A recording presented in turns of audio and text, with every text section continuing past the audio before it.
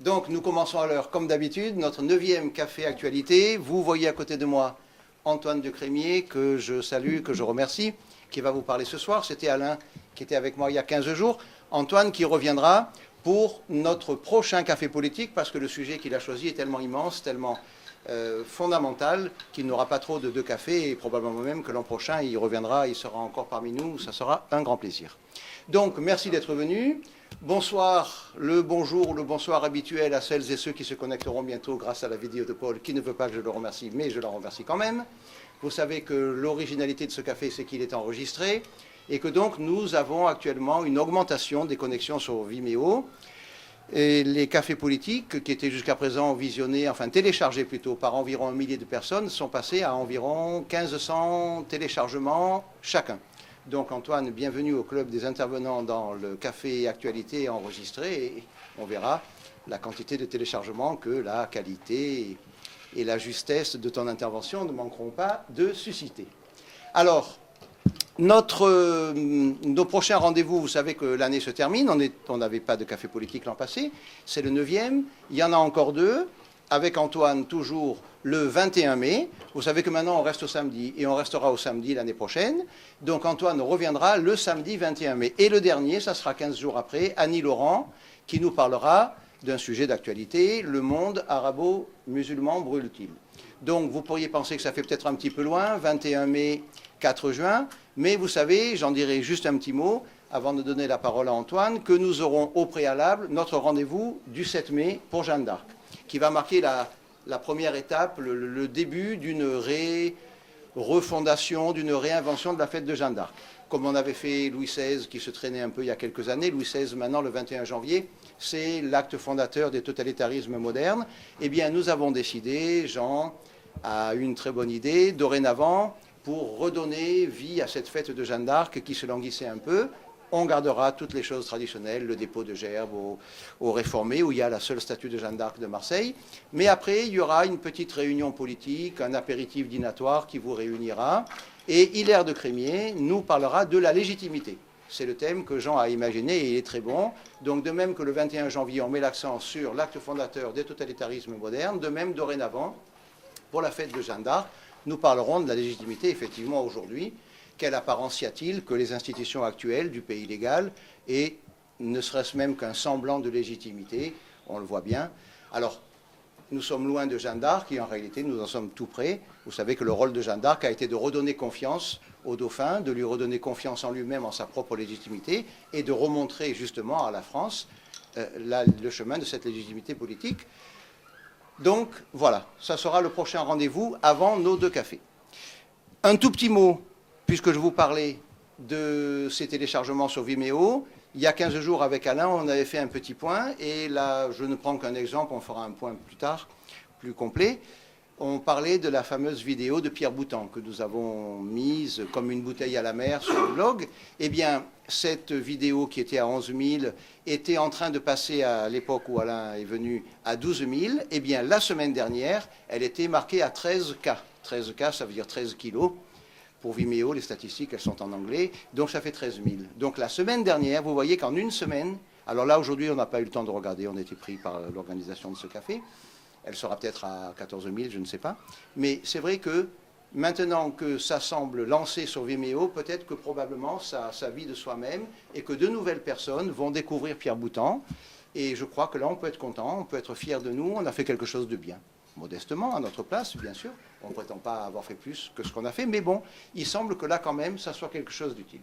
Voilà. Alors, je pense n'avoir rien oublié. Nos 3 prochains rendez-vous, le 7 mai, Jeanne d'Arc. Il y aura donc, après Jeanne d'Arc, au Réformé, un apéritif dînatoire. Vous recevrez évidemment par Internet et par courrier les invitations nécessaires, le 21 juin et le 21 mai, pardon, le samedi, et le samedi 4 juin. Sur ces paroles d'introduction que j'espère pour une fois avoir été suffisamment brève, je passe la parole à Antoine. Je me suis lancé dans une aventure dont je me demande si je vais réussir à la mener jusqu'au bout, puisqu'elle consiste tout simplement, entre guillemets simplement, à faire la synthèse de l'état des lieux, de la crise que nous vivons, crise politique, économique, dans tous les domaines. Et vous savez d'ailleurs que les basculements de civilisation s'opèrent en général lorsqu'il y a conjonction de crises qui, prises séparément, peuvent apparaître comme solubles, qui, lorsqu'elles se coagulent, provoquent des basculements. Et je pense, ce sera je crois ma démonstration, que nous sommes en train de basculer complètement. Autrement dit, je vais essayer d'articuler depuis l'origine un certain nombre d'éléments pour démontrer qu'ils nous mènent nécessairement aux résultats que nous connaissons, inévitablement, et que ça devrait même permettre de faire un peu de prospective, c'est ce que nous ferons la prochaine fois, permettant de penser en toute logique et contrairement aux apparences que la mondialisation est terminée et que nous allons vivre une démondialisation convulsive avec le retour de l'irrationnel et des passions. Alors, crise, c'est le mot choisi, mais c'est un mot qui ne me plaît pas. C'est un mot que je voudrais personnellement éviter, parce que parler de crise, c'est un terme passe-partout, redondant, qu'on trouve dans les discussions de café du commerce, qu'on trouve chez les politiques, bien entendu, chez les journalistes, etc. Or, c'est un mot valise. C'est un mot valise qui désigne tout à la fois des aspects très contradictoires, puisque vous avez des crises par excès, une crise de larmes, une crise d'hystérie. Vous avez au contraire des états morbides qui surviennent chez quelqu'un apparemment en bonne santé, c'est une crise d'appendicite, c'est une crise d'épilepsie, ou bien au contraire des crises en creux, en manque, la crise du logement. Et puis surtout, crise est un mot rassurant, parce qu'au fond, à chaque crise, sa solution. Et c'est ce que nous dit par exemple Chantal Delsol, lorsqu'elle confirme, elle dit « Les crises ne sont après tout que l'état normal des sociétés qui, en permanence, ont à choisir entre l'immobilisme et le changement. » Bref, ne vous mettez pas Martel en tête, la crise est un état normal des sociétés. Par contre, pour elle, et malheureusement elle n'est pas la seule, la crise économique vient d'une crise morale. Dans une perpétuelle valse-hésitation qui lui est souvent propre, elle finit par camper résolument sur le rive de la modernité et elle conclut « On peut critiquer le primat de l'économie, mais on n'a rien pour le remplacer. » À la fois, donc, crise morale et cette espèce de fatalisme qui considère que la mondialisation et le modèle économique est quelque chose contre lequel on ne peut rien. À cet égard, je reviens à l'idée d'une crise morale. Je suis sidéré du désarmement mental de beaucoup de chrétiens qui ne voient partout dans les désordres constatés qu'une carence morale. C'est ainsi que bon nombre d'entre eux considèrent que si on mettait d'un peu d'éthique dans le capitalisme libéral, cela permettrait sans doute de soutenir avec un peu plus d'enthousiasme, et ils le feraient avec plaisir, l'Europe, la mondialisation et les mouvements qui nous entraînent vers la catastrophe. Je tairai le nom d'un économiste qui est professeur à Aix-en-Provence, sous la plume duquel on peut lire ceci. Soutenir que les spéculateurs rendent un vrai service, ce n'est pas politiquement correct, mais c'est scientifiquement prouvé. De nombreuses revues ont titré des numéros spéciaux, des revues catholiques, ont titré des numéros spéciaux sur la crise, moraliser le capitalisme, moraliser l'économie, comme si on pouvait moraliser quelque chose qui se définit de manière essentiellement amorale. Pour le reste, et suivant les séparations imposées par la logique libérale, la plupart des analystes chaussent leurs lunettes économiques pour déclarer qu'après tout, la crise actuelle n'est jamais qu'un mouvement un peu violent de réajustement des marchés, dont la caractéristique, vous le savez, est, après les crises, de revenir à l'optimum, puisque c'est la règle de leur fonctionnement. D'autres s'affrontent, anciens, modernes, keynésiens barbus et Chicago Boys, Milton Friedman, Keynes. Plus d'État ou plus de marché? Comme si c'était la question. Comme si la question fondamentale n'était pas de savoir, et c'est une question fondamentalement politique, quelle doit être la place de l'économie dans nos sociétés. Et dans tous les cas, on finit presque toujours par dire que l'économisme et la mondialisation, on l'a déjà vu tout à l'heure avec Chantal Delsol, sont notre horizon indépassable. Et vous avez une formule qui est reprise bien souvent par les économistes ou les politiques, qui est une formule anglo-saxonne qui avait été utilisée par Margaret Thatcher et Ronald Reagan, c'est TINA, T-I-N-A, There is not alternative. Il n'y a pas d'alternative, nous n'avons pas le choix. C'est comme ça. On a une espèce, on le verra tout à l'heure, de retour de la fatalité. Et puis il y a les optimistes, toutes catégories, qui nous expliquent sans arrêt que cette crise est derrière nous. C'est ainsi, j'y reviendrai tout à l'heure, que dans un journal que nous sommes nombreux à apprécier, paraissait en 2010 un article intitulé « Des raisons d'optimisme ». J'y reviendrai. Peu nombreux, hélas, sont ceux qui posent réellement le problème en termes politiques. Une chose est certaine, il faut s'abstenir d'explications monocausales, sachant que nous sommes à un moment de l'histoire où l'effondrement des cadres de référence est absolument vertigineux. C'est la raison pour laquelle, pour ma part, rupture me paraît un terme plus approprié. D'autres sont possibles pour caractériser l'effondrement civilisationnel qui est le nôtre. Dévastation du monde, saturation, achèvement, dissolution, débâcle. Vous voyez à quel point à côté, crise est un terme certes redondant, mais à mon avis inapte, impertinent pour traduire la réalité du phénomène. Je passe rapidement maintenant sur les fondamentaux de la modernité, parce que ce sont les échecs de ces fondamentaux qui étaient d'une certaine manière les paradoxes de l'ambition moderne, qui vont nous conduire à l'état actuel, à ce que l'on appelle la post-modernité, puis, ce sera ma conclusion, vous voyez que les choses vont très vite, à la fin de la post-modernité, nous verrons ça dans ma deuxième intervention. Modernité donc. Du passé faisons table rase, ainsi commence une ère radicalement nouvelle, l'an 1 du bonheur en Europe. N'oubliez pas que les discours de la modernité sont les discours du bonheur, ce bonheur dont on fait même des catéchismes au XVIIIe siècle. Nous allons assurer le bonheur des peuples et des citoyens. Donc l'an 1 du bonheur dans une Europe qui jusque-là est dominée par les rois, les prêtres et les superstitions. Le triomphe de la raison accompagnera nécessairement, logiquement, l'épanouissement de la liberté des citoyens, enfin arrachés à leurs enracinements, traditions, us et coutumes et autorités diverses qui les tiennent en minorité. Raison et liberté seront les piliers d'une histoire commune qui nous conduit nécessairement vers un avenir radieux et conduiront ainsi les hommes jusque-là maintenus dans un état infantile à l'âge adulte. Je reprends la formule de Kant ici. Voici les trois clous qui fixent la modernité dans nos chairs. La raison avec un grand R, l'histoire avec un grand H et l'autonomie du sujet. Dieu et les rois enfin congédiés, voici l'avènement de l'homme, l'assomption de sa volonté. C'est Hannah Arendt qui définissait la modernité comme assomption de la volonté.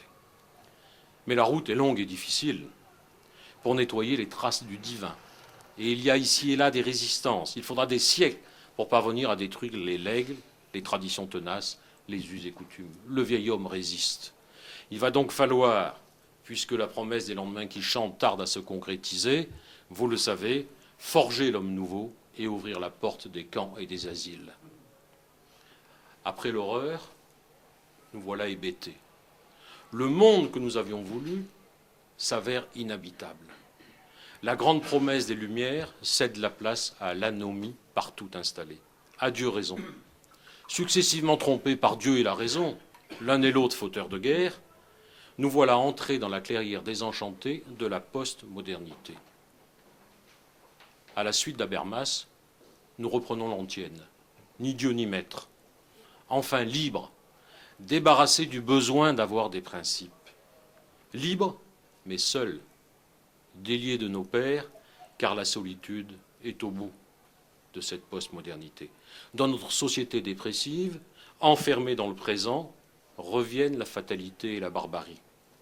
Primum vivere, Apollon est mort, célébrons le grand retour de Dionysos, love parade et rave party dans la chaleur des tribus choisies au gré de nos pulsions.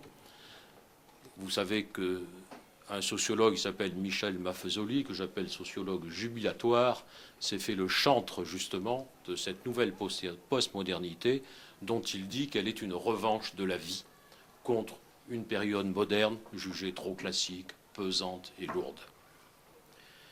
Nietzsche avait très justement prophétisé le passage de la lumière et de la raison triomphante au nihilisme contemporain, signe du rien et révélation du néant.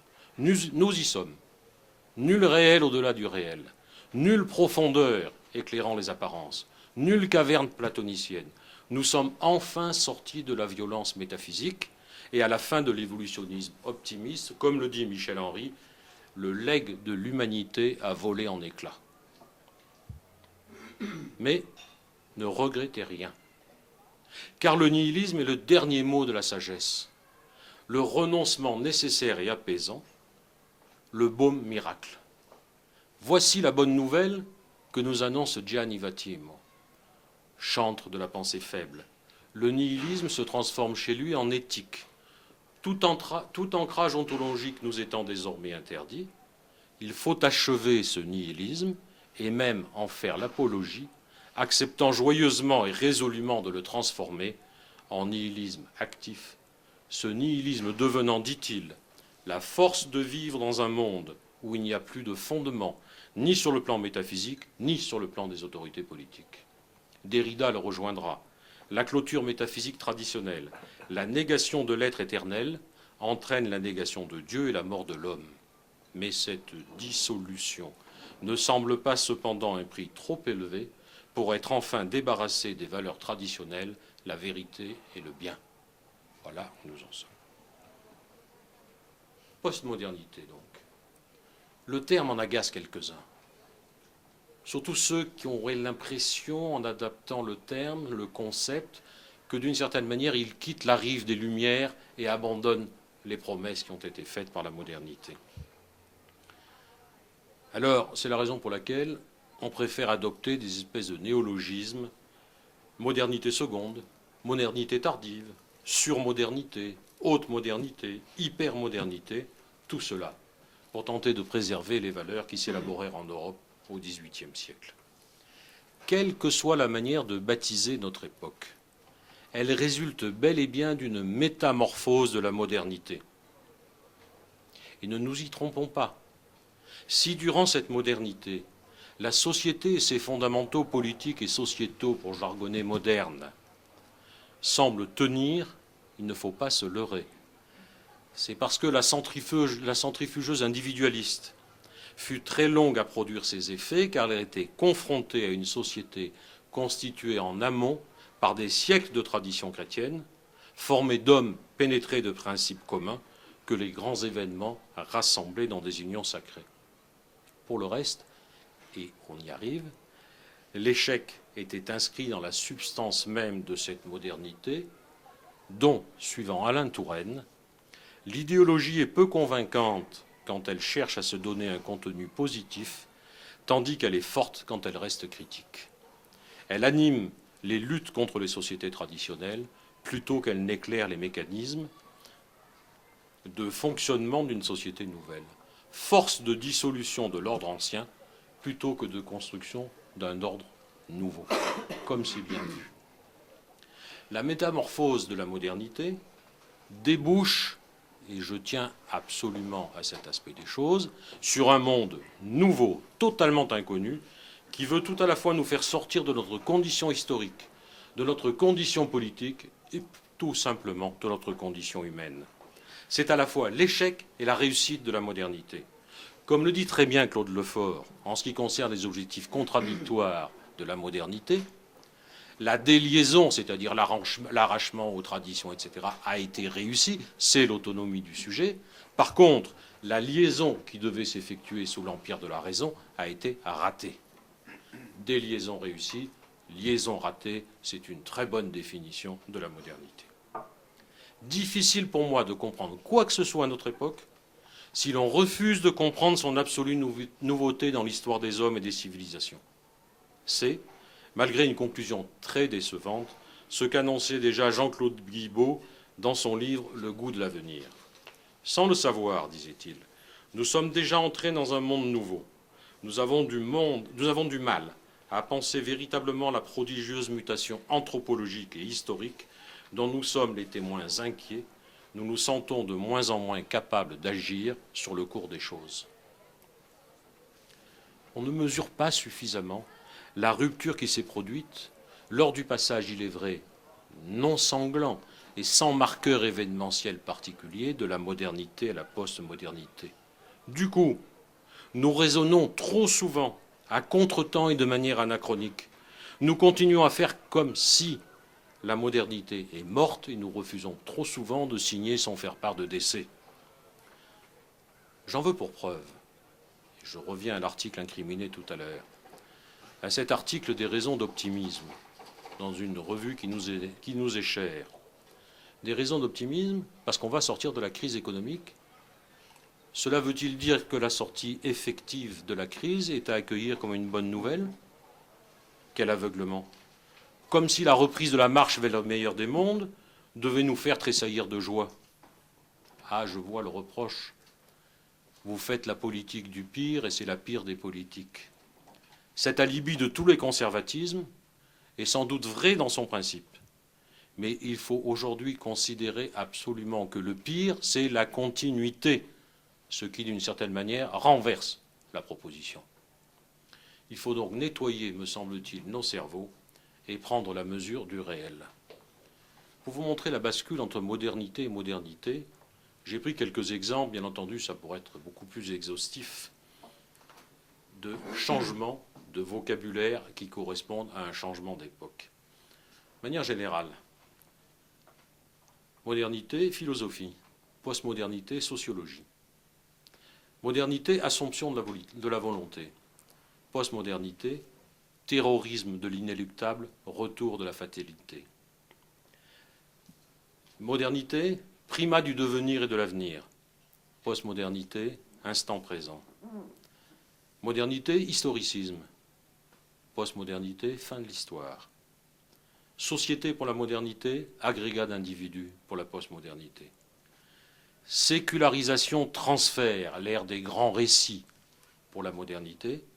Sécularisation, rupture pour la postmodernité, avec abandon non pas de telle ou telle religion, y compris séculière, mais de toute religion.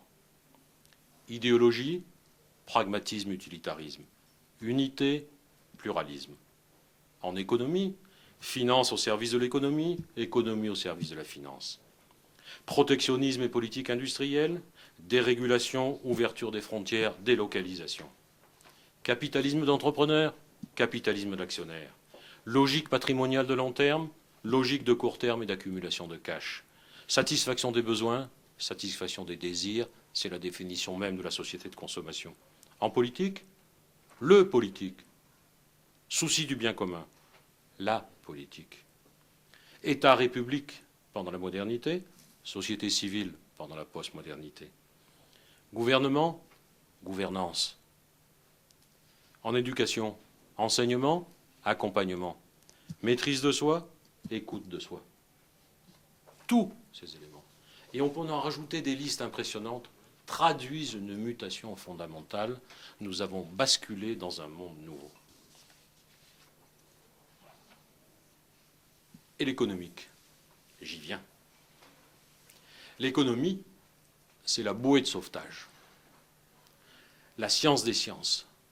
Celle dont les lois vont permettre de se passer précisément du politique, des religions et des principes, qui, vous le savez, sont toujours source de passions, d'irrationnels, de guerres et de conflits.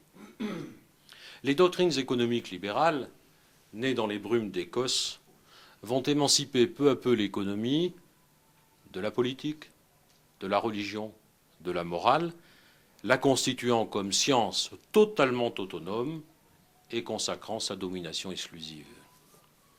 Contrairement aux apparences, cette domination du modèle économique n'est pas étrangère à la philosophie des Lumières. Elle en est au contraire la fille légitime, puisque dans toutes les théories du contrat social, les hommes n'entrent en société que pour défendre leurs intérêts. C'est cette défense de leurs intérêts qui donne légitimité à la société. Autrement dit, c'est un même mouvement qui promeut et assure la production d'un individu entièrement délié et le façonne pour être livré sans réticence aucune et sans frein à la consommation et au marché. Ici encore, vous voyez que lorsque la logique libérale introduit partout des séparations, il faut tout voir de manière unitaire. La philosophie libérale, la politique libérale et l'économie se rejoignent pour produire les mêmes effets. On objectera bien sûr, et ça m'a déjà été fait comme reproche, que les philosophes des Lumières n'avaient sans doute pas prévu ces résultats. C'est évident. Admettons qu'il s'agisse là d'une nouvelle ruse de la raison. Ce fut la même en mai 68, époque du basculement, me semble-t-il, dans la post-modernité. Car sous les pavés, il n'y a jamais eu la plage. Il y avait la mondialisation libérale. Je suis ici, pour une fois, ce n'est pas toujours le cas, en plein accord avec Luc Ferry qui dit ceci. Il fallait que les valeurs traditionnelles fussent détruites pour que nous puissions entrer dans l'ère de l'hyperconsommation dans laquelle nous sommes aujourd'hui plongés et que le capitalisme requiert pour son épanouissement. Si mon arrière-grand-mère revenait sur cette terre et qu'elle voyait un centre commercial, elle trouverait cela dégoulinant de bêtises et d'obscénités. La pensée 68 ne fut rien d'autre que la superstructure du capitalisme mondialisé qu'elle se donnait faussement l'air de déconstruire. Mais dans les fondations du modèle économique ou financier qui façonne nos esprits, se dissimule l'élément clé destructeur de toute vie en société. La primauté de l'individu sur l'ordre collectif, qui est en parfaite adéquation, nous l'avons vu, avec l'axiomatique de l'intérêt. L'ensemble repose sur un pilier cardinal, toujours vrai dans toutes les philosophies libérales. Les hommes sont ainsi faits qu'on ne réussit pas à les mettre d'accord sur la religion, la politique, les idées, la philosophie, où ils demeurent victimes de leur passion. Par contre, ces mêmes hommes, rationnels et poursuivant librement leurs intérêts, s'entendent beaucoup mieux sur les choses triviales. D'ailleurs, là où l'on commerce, ce doux commerce civilisateur, la paix est assurée.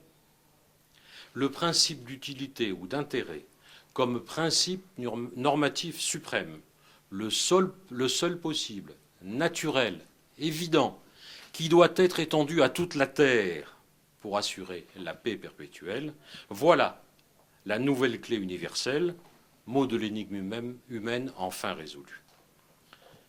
Voilà donc le paradigme de l'intérêt, pensé comme contrepoids aux passions humaines.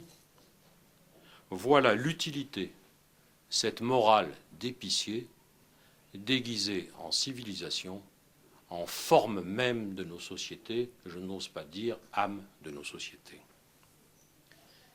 Mais oui, et c'est un grand bonheur. C'est un grand bonheur car le marché est doté substantiellement d'une grande qualité morale qui va lui permettre de s'abstenir de la morale. Marcel Gauchet le dit très bien. Il y a, dit-il, transfert de la moralité privée au collectif du marché, ce dernier ayant un caractère moral propre, assurant le bonheur du plus grand nombre. L'important, c'est la résultante globale. Quant aux politiques, il devient totalement inutile, le marché guidant nos pas. Moins on veut connaître et viser intentionnellement l'intérêt collectif, mieux il est satisfait. Certains vont même plus loin. L'ignorance du résultat est presque la garantie de sa réalisation. Jean-Baptiste Say avait déjà donné son congé à la politique. Le gouvernement, dit-il, n'est point une partie essentielle de l'organisation sociale. La société peut exister sans lui, l'autorité politique est donc un accident. Nous voici donc entrés dans un monde global qui nous dispense de penser pour mieux dépenser, où l'intériorisation individuelle des lois du marché réalise la colonisation mentale des cerveaux, nous voilà donc rendus au terme d'un long parcours dont les différentes étapes sont celles de la fabrique de l'homme nouveau, cette fois réussi, sans dommage apparent, renvoyant les totalitarismes classiques à leurs sanglants échecs. Désormais, il est enfin possible de se passer du politique, de la religion, de la vérité et du bien, grâce à un matérialisme radical, nappé de sauce morale, qui apparemment suffit à satisfaire les amibes logés dans des cathédrales en forme de supermarché. En économie, le carburant nouveau qui va alimenter le système, c'est la financiarisation. Là, il y a une bascule qui s'opère en économie au détour des années 80, qui culmine à partir des années 90, c'est la financiarisation. Le turbocapitalisme mondial a trouvé son nouveau carburant. Inépuisable. C'est la financiarisation dont on aurait tort de se méfier, nous dit-on, qu'elle est au service de notre pouvoir d'achat.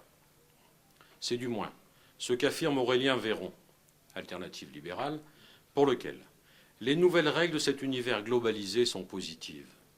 Pas de caste, pas de frontières, pas d'a priori. Les pays ou les entreprises qui n'avaient pas accès aux capitaux voient arriver ces investissements avec bonheur, mais aussi appréhension. Ils savent que dorénavant, ils devront accepter les remises en question et les règles du jeu des économies capitalistes s'ils veulent profiter des fruits de cet argent venu d'autres cieux.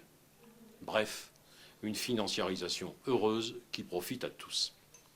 Car si les débats en France, malheureusement, nous dit-on, se focalisent sur les délocalisations, les bonus des traders qui sont quelquefois difficiles à avaler et à mesurer, les licenciements immédiats, personne ne parle des innovations, de l'amélioration de la qualité et de la baisse des prix pour les consommateurs.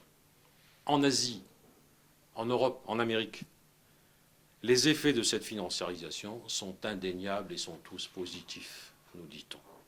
Ce processus d'allocation des capitaux a donné naissance à des économies fortes, écoutez bien, à des taux de chômage faibles et à une formidable dynamique d'amélioration du pouvoir d'achat.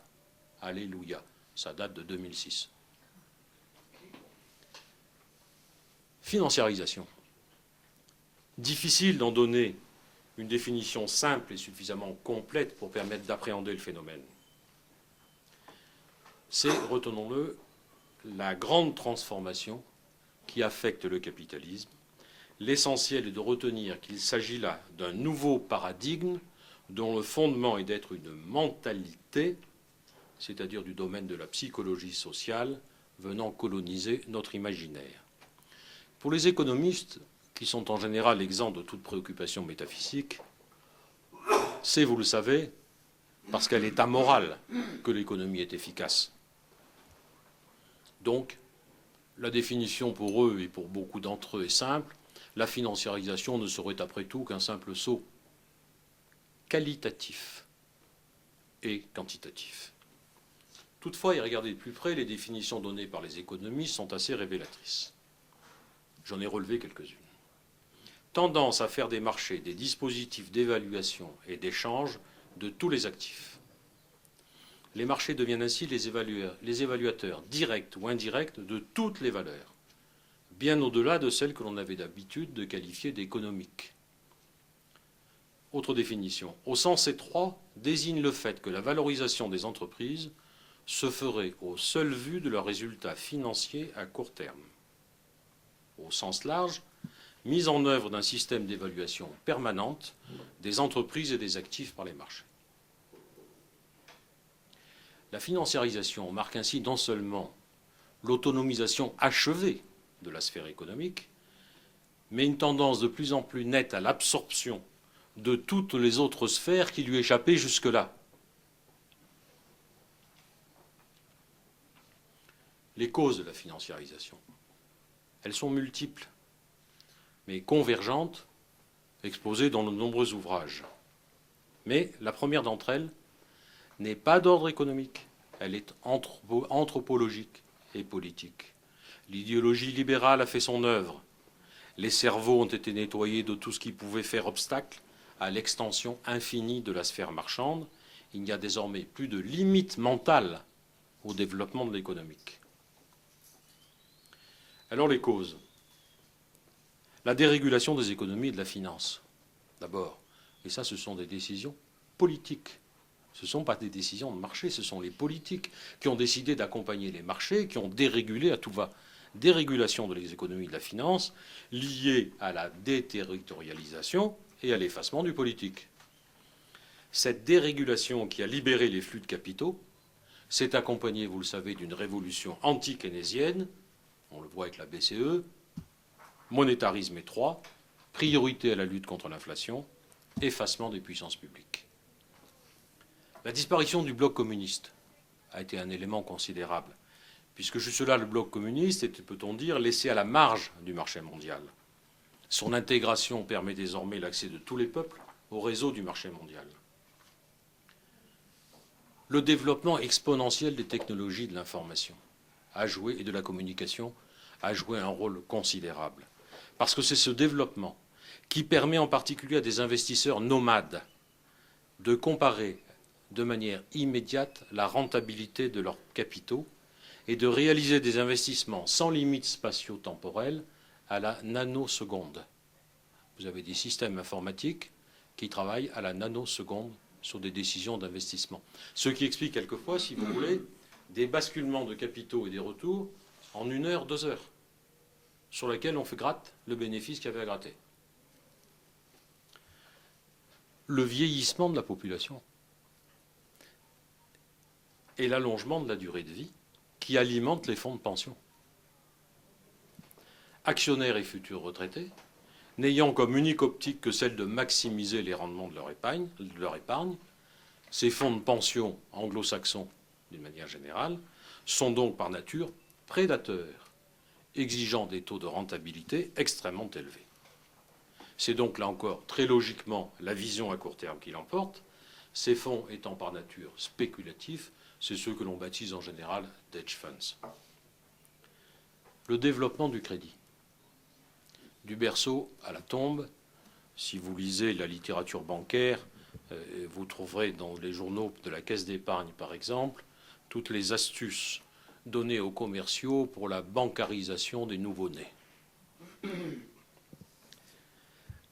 L'inventivité mathématico-financière qui permet aux banques de proposer sans cesse des mécanismes de financement plus sophistiqués, le développement de nouveaux produits technologiques, en particulier marketing, technologie du désir, publicité, économie libidinale, se conjuguent pour éliminer tout ce qui fait obstacle à la consommation et formater, contrôle comportemental, les individus pour les besoins du marché. Du côté des investisseurs, toutes les opérations se réalisent avec effet de levier. Effet de levier, c'est-à-dire peu de cash, je mets peu de fonds propres, j'emprunte au maximum et je recours massif à la dette. Car la dette, non seulement complète les fonds propres, mais bien entendu, permet de démultiplier la rentabilité. Il y a donc un effet de double levier. Du côté des particuliers et des entreprises, la bulle du crédit introduit une vulnérabilité maximale. Entre 1996 et juillet 2007, les encours de prêts aux entreprises sont passés de 53 à 84% du PIB de la zone euro, tandis que les prêts aux ménages ont augmenté de 42 à 61%. Quant à l'Espagne, les crédits en cours du secteur privé, particuliers et entreprises, représentent 185% de son PIB annuel en 2007.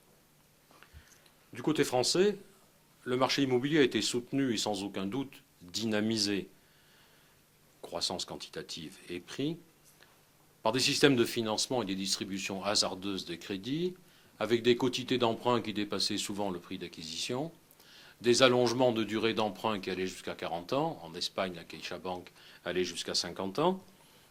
et, bien entendu, une période de taux historiquement bas. Cet accroissement du volume des crédits et de la masse monétaire a entraîné une explosion des liquidités mondiales.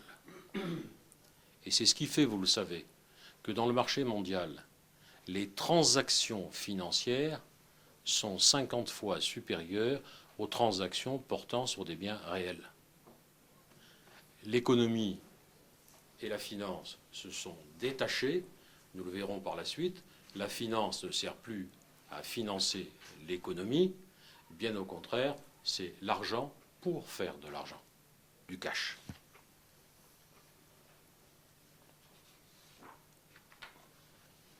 Autre aspect que vous connaissez, dont on a parlé, dont on a beaucoup parlé, et sur lequel je vais passer rapidement, la logique d'actionnaire. L'actionnaire roi.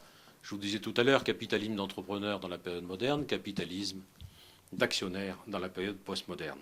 Comme le dit Jean-Pierre Levade, les actionnaires sont de véritables passagers clandestins qui embarquent pour seulement quelques mois dans le capital des sociétés, puis revendent leurs actions et poursuivent un seul but, l'augmentation de leur valeur.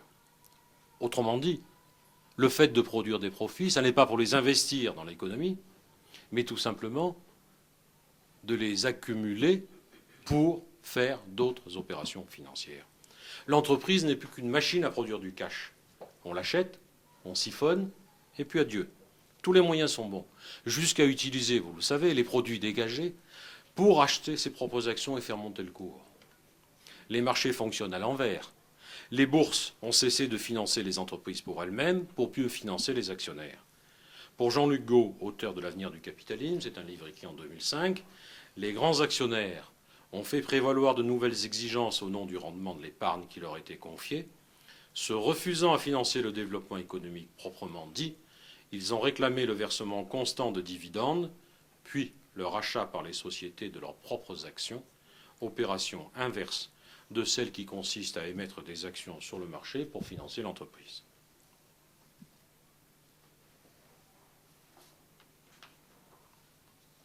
Tout est donc devenu produit financier. L'entreprise comme les autres. L'entreprise n'est plus vue que comme un tas de cash, comme ce qu'appelle, suivant l'appellation donnée par les économistes, un sous-jacent. Vision qui parachève la déconnexion croissante entre l'économie réelle et l'économie financière. Et malheureusement, vous le savez, cette culture s'enseigne dans toutes nos grandes écoles de commerce, à Dauphine en particulier, que j'ai fréquenté un temps, il n'y a pas si longtemps, pour voir un petit peu ce qu'on y racontait concernant les logiques financières anglo-saxonnes. On fabrique beaucoup d'étudiants brillants qui sont malheureusement de parfaits imbéciles. C'est-à-dire totalement acquis à cette vision comptable et financière du monde, d'une culture économique extrêmement poussée, mais pour le reste d'une culture générale crasse, et qui sont malheureusement ceux qui vont devenir et qui deviennent déjà les dirigeants d'un certain nombre d'entreprises. Et vous savez qu'on voit bien aujourd'hui que dans une famille, le petit qui a réussi, c'est celui qui est dans la finance. C'est celui qui a fait une école de commerce, un MBA quelque part, qui a travaillé à Londres en fusion-acquisition, et dont la carrière est couronnée par des rémunérations absolument ahurissantes.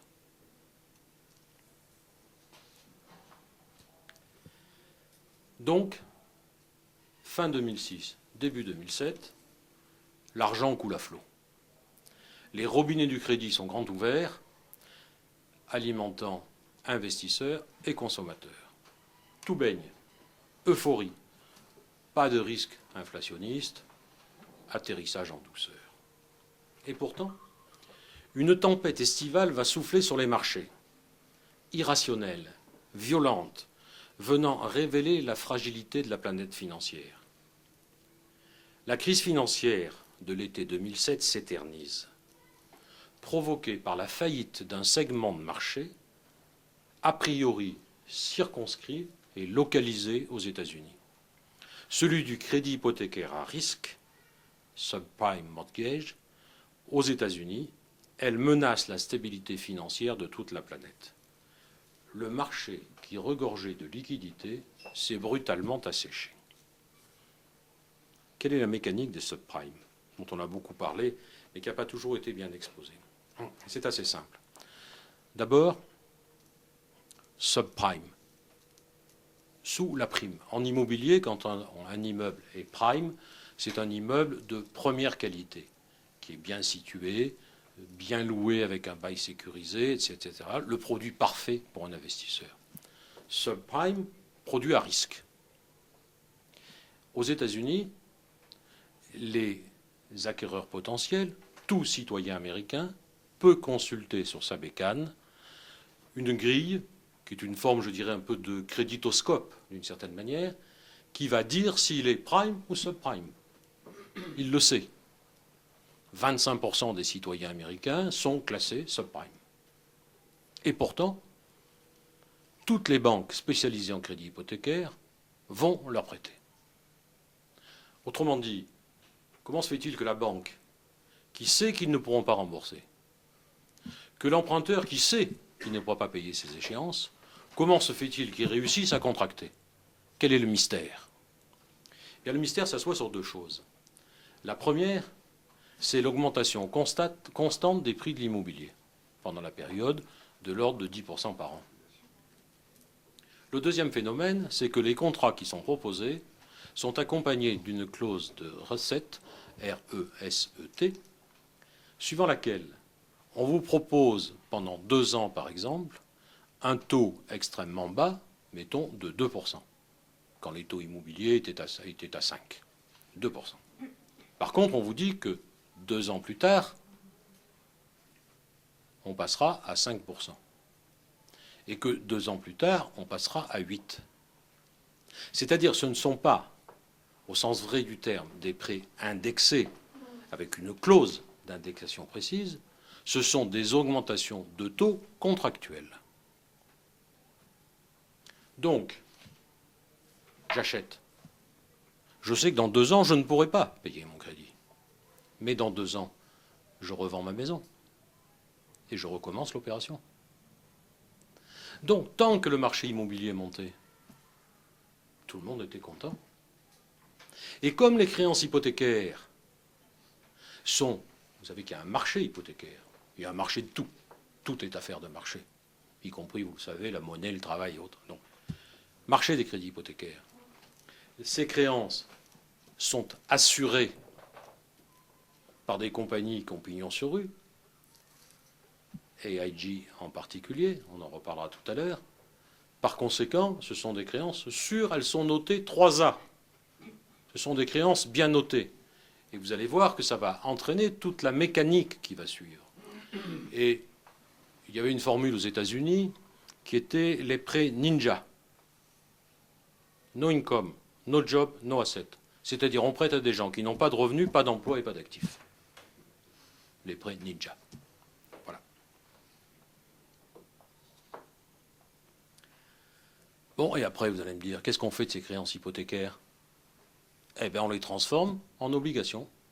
C'est pas compliqué. On titrise les portefeuilles de créances. On en fait des titres obligataires qui mêlent toutes les catégories, on mélange tout, des plus risqués aux plus sûrs, produits dérivés donc, que ces titres achetés par des investisseurs, spéculatifs en particulier, les hedge funds, puisque c'était des titres à haut rendement. Et puis, ces titres adossés à des crédits immobiliers vont être à leur tour dilués en de nouveaux produits financiers collatéraux et répartis dans le monde entier. Et Madame Dawson, à Canberra, en Australie, qui détient des parts dans une société d'investissement, n'arrive pas à savoir si elle a des titres à risque, des actifs toxiques dans son fonds de pension. Tout est dilué. Le risque est ainsi réputé plus faible au fur et à mesure qu'il se fragmente. Et on va voir que malheureusement, ce n'était pas tout à fait vrai. Mais où est-il, ce risque? Incertitude. Où donc se logent exactement les déchets toxiques, mais tellement rémunérateurs, liquides, qu'on peut les revendre, tant que tout va bien. Le premier qui pose la question de l'ampleur des risques et cherche à les localiser grippe le système. Lors de la réunion du G8 de mai 2007, on est en mai 2007, à Potsdam, les ministres des Finances avaient salué la dynamique des 9000 fonds spéculatifs qui gèrent, disait-il à l'époque, plus de 9 milliards de dollars pour leur contribution significative au bon fonctionnement du système financier. Mai 2007. Donc, à la fin de l'année 2006, quelques distributeurs américains de crédit hypothécaires à risque s'inquiètent. Le marché immobilier commence à se retourner et à s'inverser. La baisse des prix et la remontée des taux d'intérêt entraînent quelques faillites. Et l'inquiétude des investisseurs, détenteurs de titres obligataires dans lesquels les risques sont logés, mais difficiles à identifier. Or, ces achats ont été opérés à crédit. Les investisseurs, n'oubliez pas, achètent à crédit. On les voit toujours avec du cash, ils achètent cash. Non, ils achètent à crédit, bien entendu. Les banques s'inquiètent à leur tour. Elles se regardent. Où est le risque? Quel risque as-tu? Le marché interbancaire se bloque. C'est-à-dire que les opérateurs ne se prêtent plus entre eux. Là où il y avait abondance de liquidités, il y a panne de liquidités. Et la crise immobilière locale, circonscrite, se transforme en crise monétaire, bancaire et boursière. Pour éviter le big one, la chute, les banques centrales réinjectent des liquidités par centaines de milliards de dollars, venant ainsi au secours des imprudents avec la formule, vous le savez, too big to fail, trop gros pour qu'on les laisse tomber. Fuite en avant. Le système devient fou, mais c'est bien entendu l'argent qui devient fou. Je vais terminer là-dessus et je reprendrai après. Je vais vous dire ce que j'avais prévu et je le reprendrai la prochaine fois. Les génuflecteurs transis de la démocratie crient au scandale.